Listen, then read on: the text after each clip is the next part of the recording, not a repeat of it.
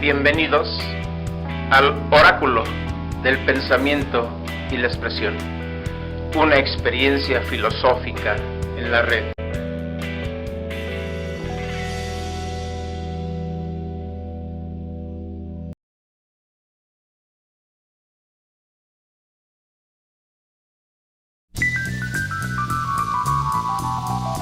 Hola a todas y a todos. Ahora, en el Oráculo del Pensamiento y la Expresión, compartimos con todos ustedes Doors and Windows.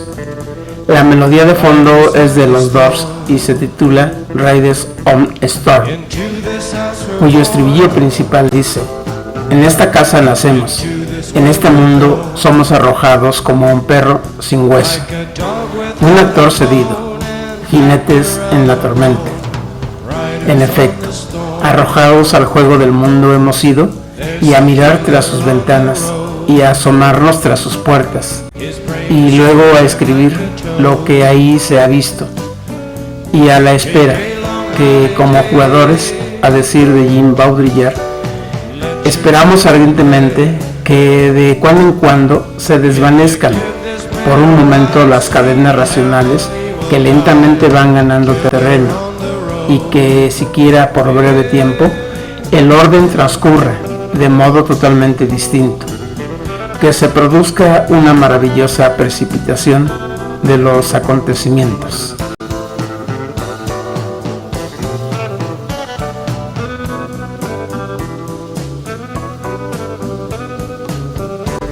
Doors and Windows. Las puertas y las ventanas, desde siempre, han sido entrada o salida a lugares hospitalarios u hostiles, enigmáticos o azarosos, profundos o abismales, a los que fuimos arrojados. Están en edificios y casas, en recintos públicos y privados. Sirven y a la vez decoran las fachadas de los castillos y palacios, edificios municipales, públicos y de gobierno. Están en las iglesias, como en los centros comerciales, comunican y socializan. Las puertas conducen al individuo a integrarse a la comunidad. Las puertas y las ventanas hacen habitables los espacios, y quienes abren puertas y ventanas, ya sea para entrar o para salir, vislumbran el juego del mundo, en donde la llave es la imaginación, la fantasía o la actividad lúdica del pensar y del expresar.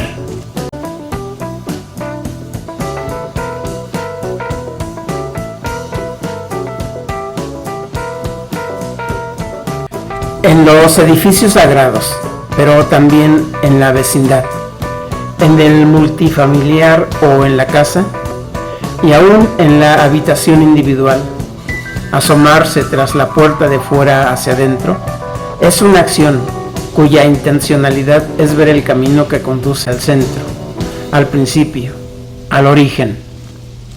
En las culturas arcaicas, entre abrir una puerta o asomarse por la ventana, literalmente es ingresar al horizonte mitológico, religioso y poético del juego del mundo. De ahí que aquel que se ha asomado a lo esencial lo describa de modo profético y con entusiasmo, esto es, en tono oracular y sacerdotal.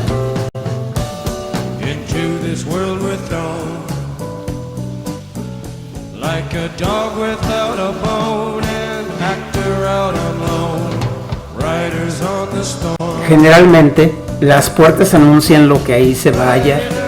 Además, suponen un rapto, o sea, un glorioso y alado viaje que se contrapone a las cosas materiales, triviales, comunes y relativas. Asimismo, muestran las exigencias para la comprensión del ser y de la verdad.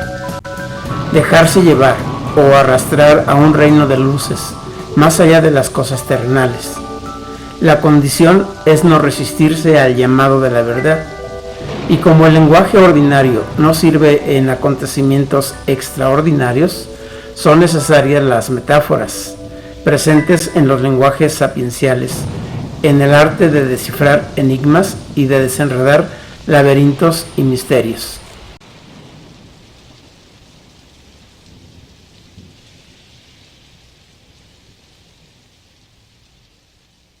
Las puertas y ventanas que conducen a lo esencial, profundo y sagrado, a menudo están custodiadas por seres poderosos que cumplen funciones de fieles guardianes del umbral.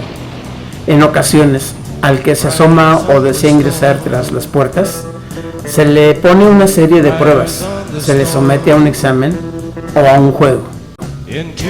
En las sociedades arcaicas, el poeta, el religioso, el místico, el filósofo y el artista se colocaban al borde del abismo para contemplar y admirar la verdad, es decir, participar de lo esencial, o si se quiere, de lo uno, de la totalidad o del ser.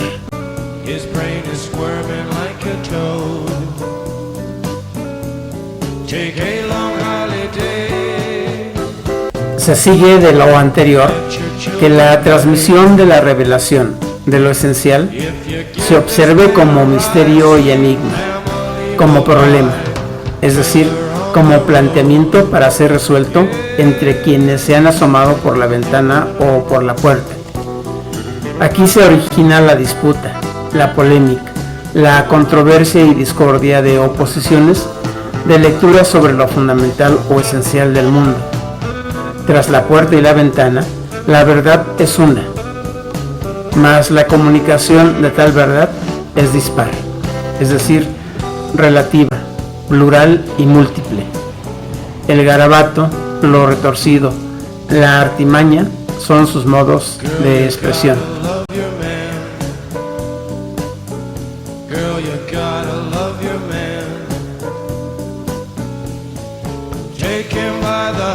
Los integrantes de la banda de rock The Doors se conocieron en un grupo o clases de meditación. Ray Manzarek y su hermano Rick, Robbie Krieger, John Densmore y Jim Morrison en 1974. La banda tomó su nombre de un verso del poeta William Blake.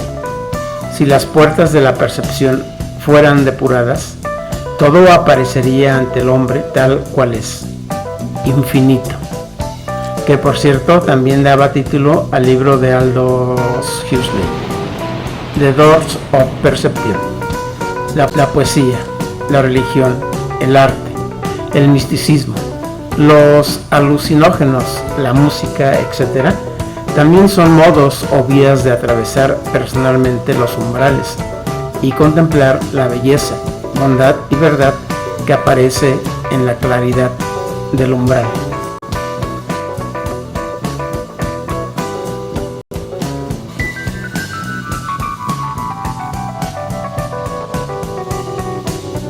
En las culturas arcaicas y casos como la literatura y el rock, se destaca el carácter lúdico de las acciones humanas por acercarse y comunicar lo esencial del mundo. En la actitud lúdica se destaca la actividad de la fantasía y de la imaginación, más que del entendimiento. Aunque se puede sostener que en la condición arcaica del mundo hay un equilibrio entre la imaginación y el entendimiento. Todavía durante la Edad Clásica griega, la Edad Media, el Renacimiento y hasta el final de la primera modernidad, se sigue sosteniendo la armonía de las facultades, o sea, el equilibrio entre sentir y pensar, o entre el trabajo de la imaginación y del entendimiento.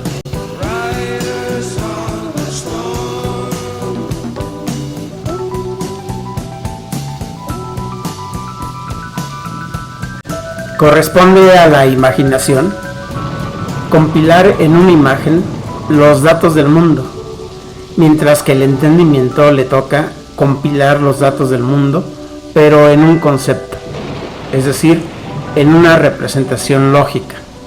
Ambas facultades coexisten en acoplamiento durante largo tiempo. El rompimiento sucede cuando el entendimiento hace girar al mundo en torno a sus condiciones y posibilidades, fundamentalmente postulando que tras las ventanas y las puertas que se abren por voluntad del sujeto está la verdad universal. De alguna manera se abandona el campo de los saberes para colocarse en el ámbito de los conocimientos. filosóficamente hablando, en el terreno de la verdad y ya no de la fe ni del mito. Riders on the storm. Into this house we're born. La ilustración parte de la autonomía del sujeto cognoscente. Introduce el giro copernicano. Ese giro significa que no somos nosotros quienes giramos en torno a los objetos, sino que son los objetos los que tienen que regirse por la naturaleza del pensamiento, cuya estructura contiene las formas a priori, es decir, previas y anteriores a lo empírico, que posibilita el conocimiento del mundo. En otras palabras, si en la cultura arcaica las ventanas y puertas que el individuo se atrevía a cruzar revelaban saberes promovidos por fuerzas, energías, potencias y deidades, y las verdades tenían un carácter profético, mántico y místico. A lo largo de la modernidad va madurando la versión de que lo que aparece tras las puertas y ventanas es la verdad universal, en donde es el sujeto humano quien produce el conocimiento.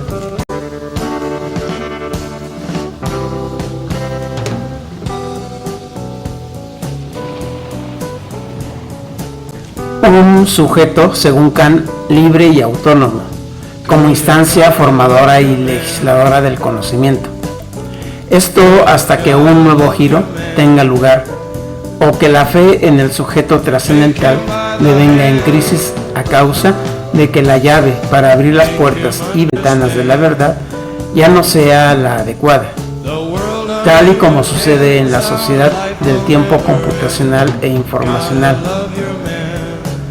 Ya no es el sujeto libre y soberano el productor de grandes relatos, de grandes narrativas acerca del conocimiento, de la historia, de la belleza y de la verdad. Renuncia y entrega su soberanía el sujeto al orden de los datos.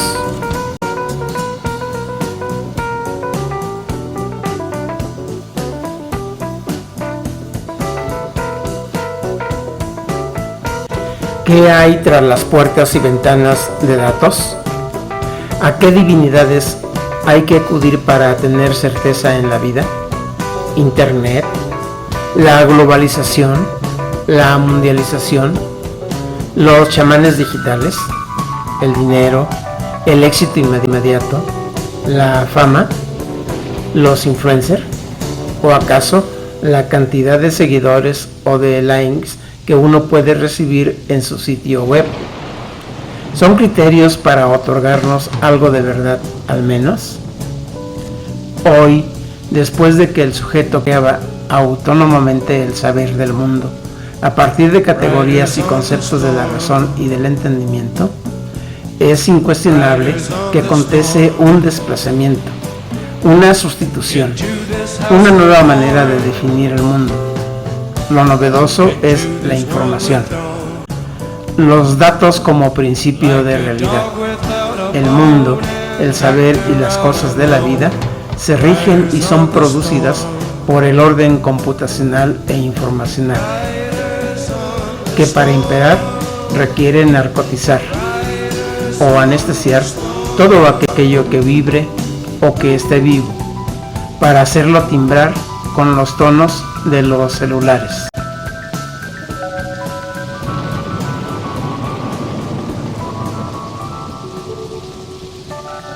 Para nuestros días, dado que la presentación se ha convertido en apariencia y en simulación, en todos los niveles, la simulación como una actividad y acción de fingir tener lo que no se tiene. Es toda una estrategia de engaño y de suministración de datos. Suplantan lo real por los signos de lo real. Producción de realidad, tiempo y espacio que emana del universo computacional e informacional. Los umbrales ya no son ontológicos ni dan lugar a la angustia existencial.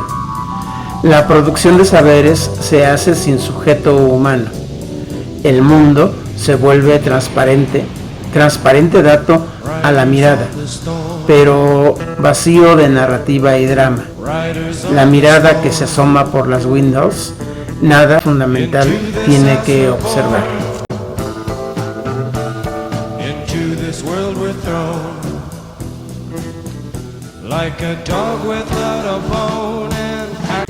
Grandes cantidades de datos en dispositivos cada vez más pequeños y planos desplazan la actividad pensante e imaginativa del hombre.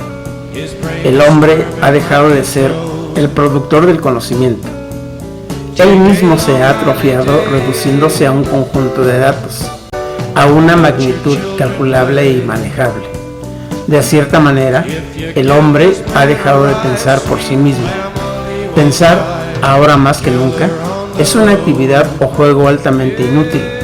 Pensar es un estorbo para el éxito, fama y honores inmediatos. El pensar requiere de tiempo para contemplar el mundo y vivirlo, algo de lo que las sociedades contemporáneas carecen. No tienen tiempo para pensar ni vivir. Los individuos de hoy oscilan su soledad en las publicaciones que digitalizan para autopromover la ilusión de que todavía son alguien. Girl, you gotta love your man. Girl, you gotta love your man. Actualmente, los umbrales son brechas informáticas, páginas de internet, sitios web, canales personales de proyección y difusión de la imagen, redes sociales a las que hay que ingresar mediante un avatar o monigote para navegar en tiempo real. Ya no hay puertas, sino windows. Las windows son táctiles, es decir, no tienen la naturaleza de las puertas que requieren de introducir una llave en la cerradura. Las puertas y ventanas ahora se abren mediante una clave de acceso al vacío inmersivo y seductor, con llave de reconocimiento facial digital y de voz.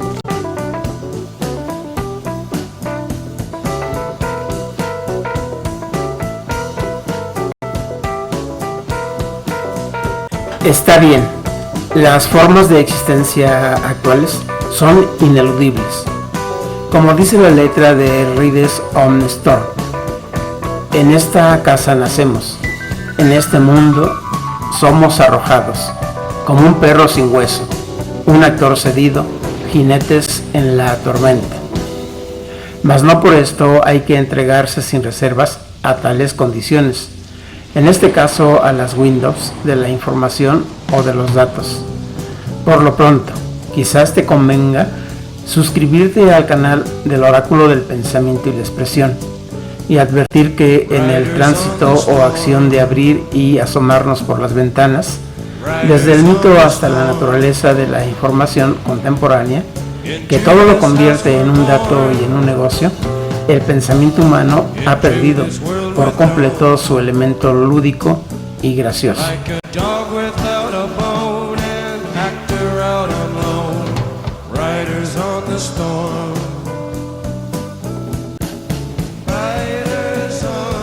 Tras la luz de las windows, de las ventanas contemporáneas, pensar se asimila cada vez más a una función de cálculo. Decía Heidegger que calcular no es discurrir, o sea, pensar. Pensar, algo que efectuaron las culturas arcaicas y modernas, hoy no se piensa, se calcula, no se narra, se digita. Pensar, sin duda, es algo así como una jugada de ajedrez, o al modo de Jean Baudrillard, según él, como jugadas o pasos de baile, que generan algo totalmente distinto, un orden completamente nuevo de cosas, siempre.